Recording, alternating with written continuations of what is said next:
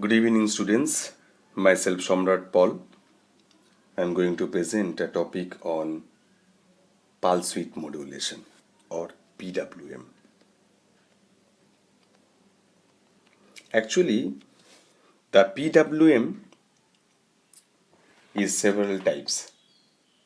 It can be single pulse width modulation, multiple pulse width modulation, sinusoidal pulse width modulation, modified sinusoidal pulse width modulation, and phase displacement control. So in which first we are going to discuss about the single pulse width modulation.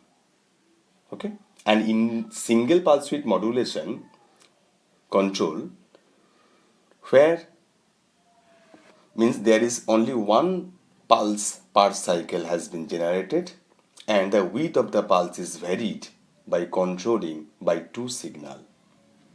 One can be called carrier signal and different one will be reference signal.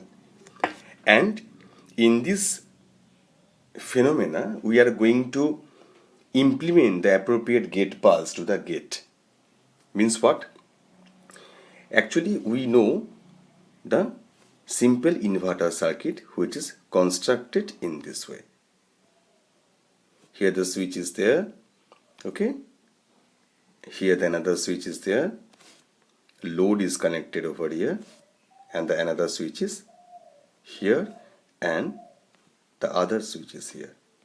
And we know the name of the all switches, that there is Vs, okay, that is suppose S1, that is suppose S2, that is suppose S3, and it is S4.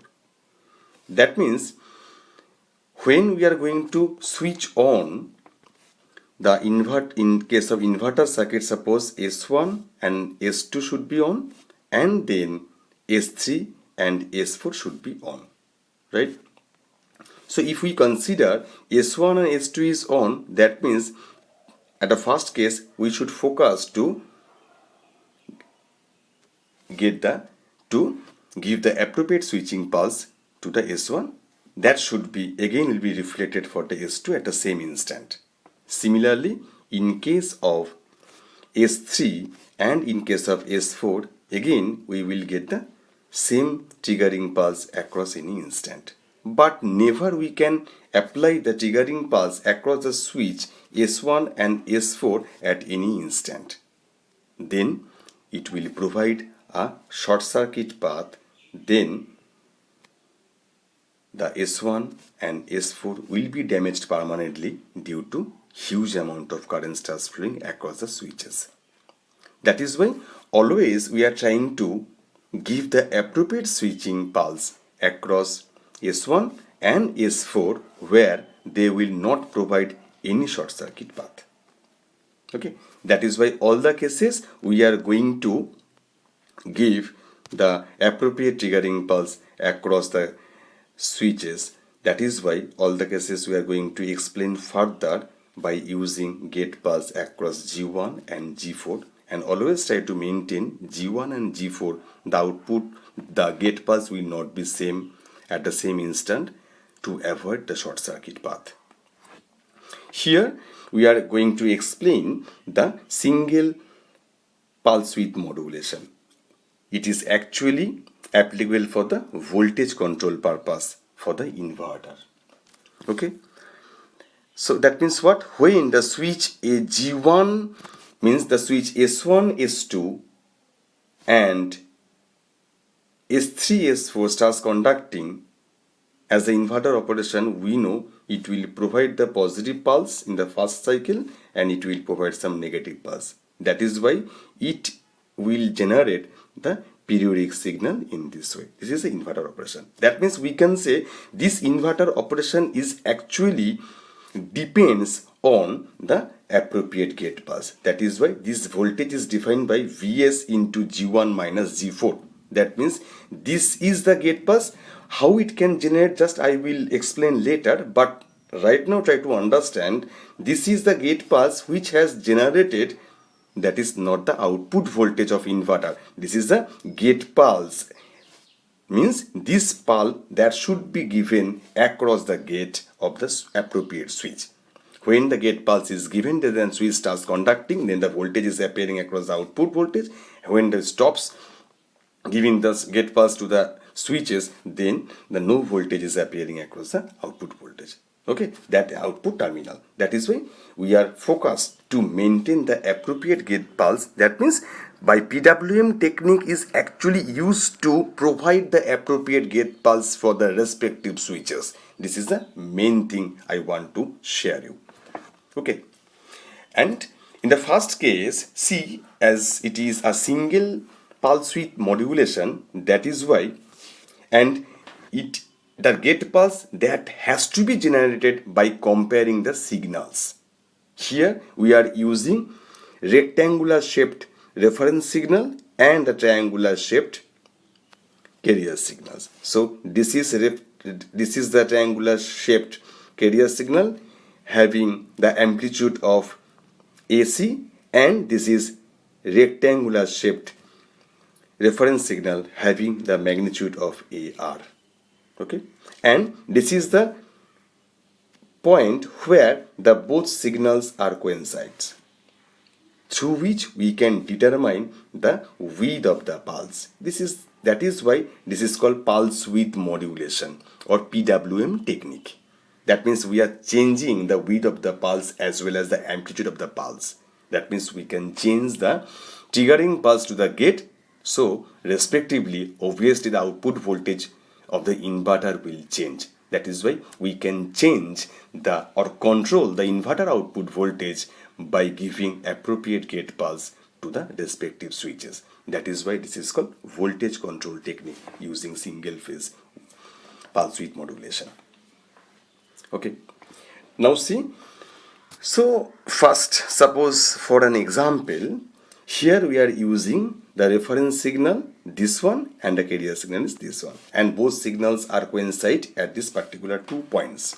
So to further extension, it will give this region, and this is the width of the pulse which has to be give to the switch S1, and this pulse width we are assuming this is suppose defined by delta.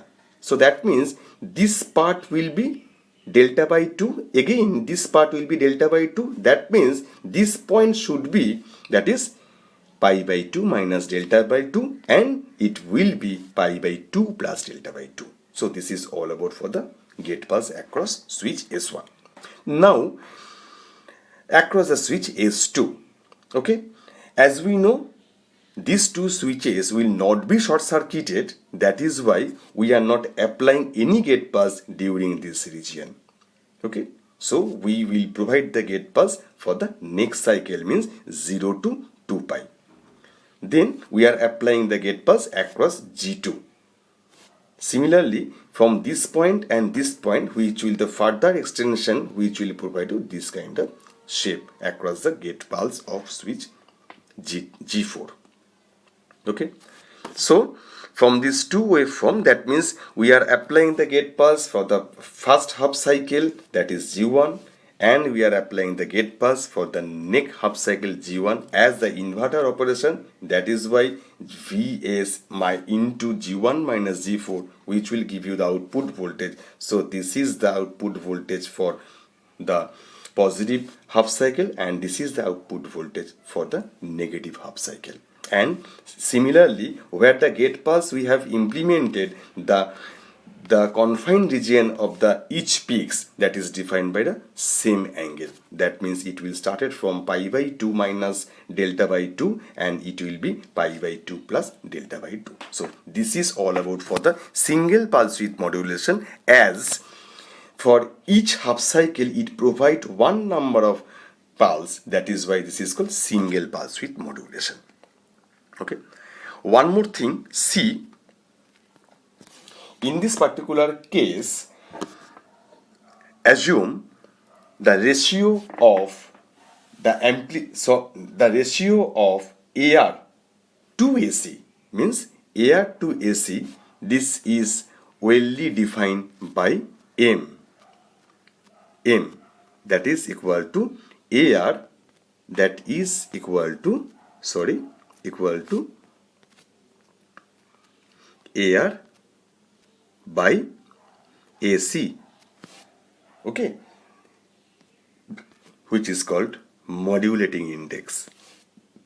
Okay, that means we are increasing this rectangular shaped reference signal from this one to upward direction or downward direction, then the coincide point will be changed, like, so similarly to correspondingly the width of the gate pulse will be changed, as well as the output voltage will be changed.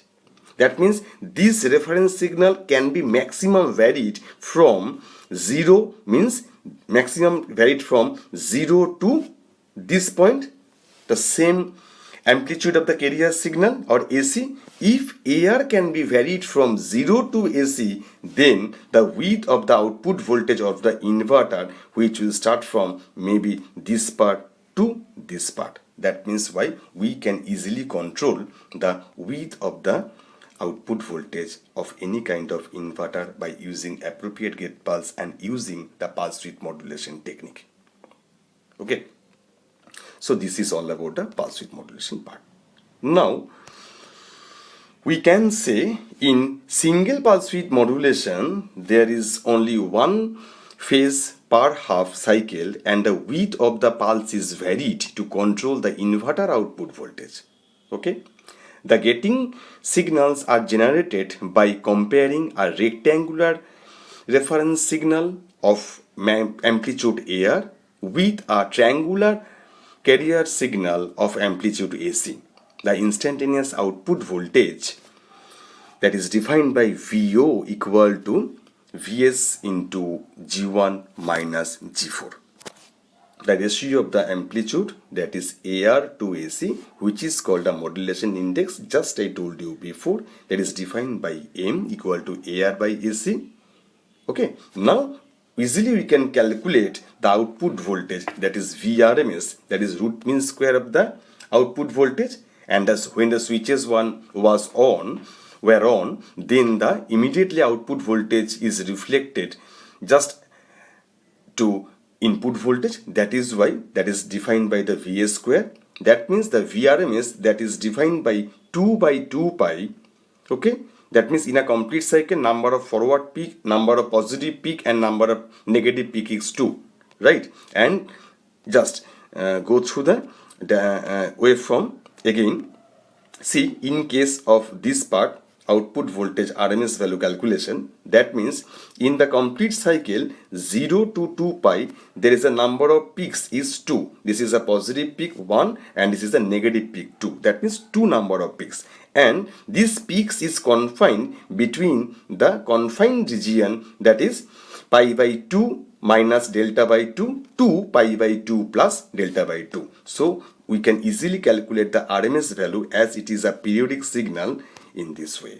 Okay, that means we can calculate the RMS value, that is 2 by 2 pi integration of pi by 2 minus delta by 2 to pi by 2 plus delta by 2 Vs square d omega t. So ultimately we will get the result, that is this one, 2 by 2 pi integration of integration of pi to delta by 2, that is pi plus delta by 2 Vs square d omega t.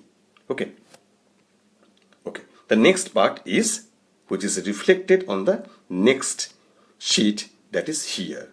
So after simplification, the RMS value, which is defined by this one, right?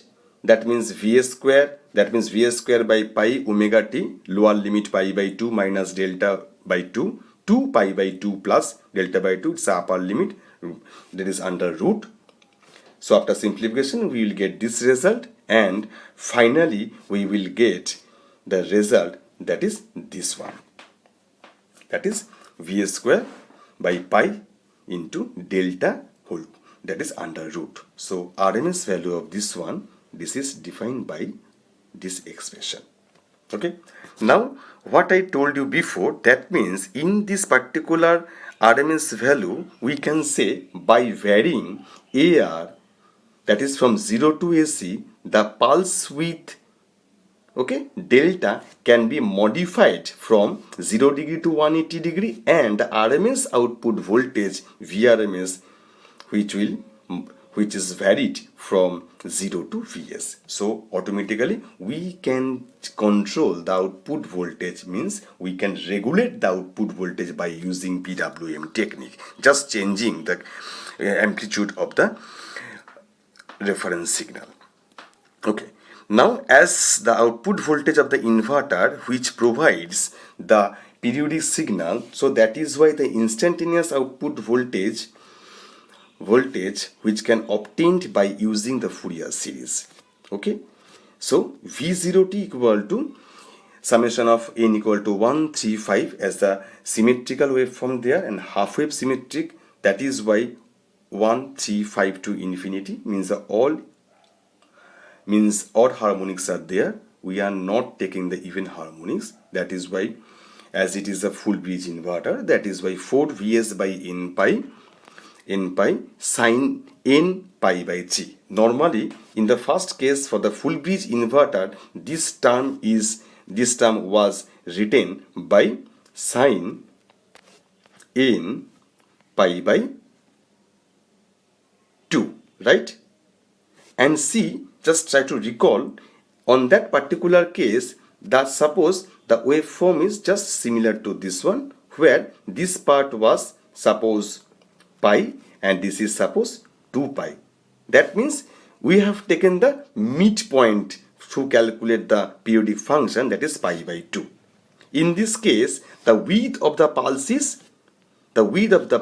that is determined by, in this case, the width of the pulse is determined by this one, right? And which is having the width, that is delta. So midpoint is this one. That is why we should taking care of the having the value is, that is in delta by 2. Okay, this is a small change that is given over here.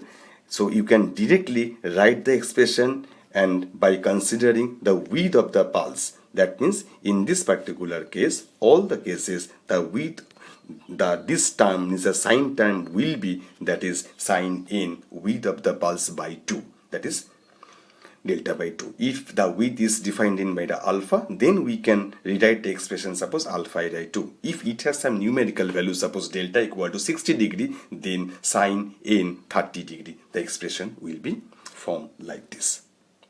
So this is all about for the single pulse width modulation to generate appropriate gating pulse to the switches.